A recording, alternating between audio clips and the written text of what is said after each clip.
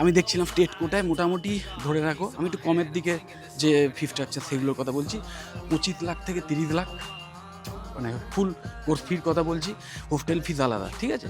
তো স্টেট কোটায় মোটামুটি 25 থেকে 30 লাখ, আর যদি তুমি ম্যানেজমেন্ট কোটায় যাও সেখানে 1 কোটির কাছাকাছি, কিন্তু অ্যাভারেজ, কোথাও বেশি কোথাও কম হতে পারে, মানে এরকম একটা অ্যাভারেজ কিন্তু টোটাল ফি স্ট্রাকচার এই বছরের আমি খেয়াল করে দেখলাম।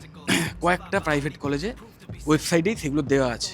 সো অবশ্যই তোমরা যদি এই অ্যাডমিশান সংক্রান্ত ব্যাপারে, ম্যানেজমেন্ট কোটায় যে কোনো প্রাইভেট কলেজে ম্যানেজমেন্ট কোটায় অ্যাডমিশন সংক্রান্ত ব্যাপারে আরও ডিটেলে জানতে চাও, অবশ্যই টপ ইনস্টিটিউটের যে ওয়েবসাইট আছে সেখানে ভিজিট করতে পারো, সেখানেও কলেজের ডিটেলস দেওয়া থাকে। প্লাস collegekolkata.com-এর যে সাইট আছে সেখানেও ভিজিট করতে পারো, সেখানে প্রাইভেট বা আমাদের ওয়েস্ট বেঙ্গলের যে ভালো ভালো সরকারি কলেজগুলো আছে সেইগুলো সম্বন্ধেও ডিটেলে দেওয়া আছে।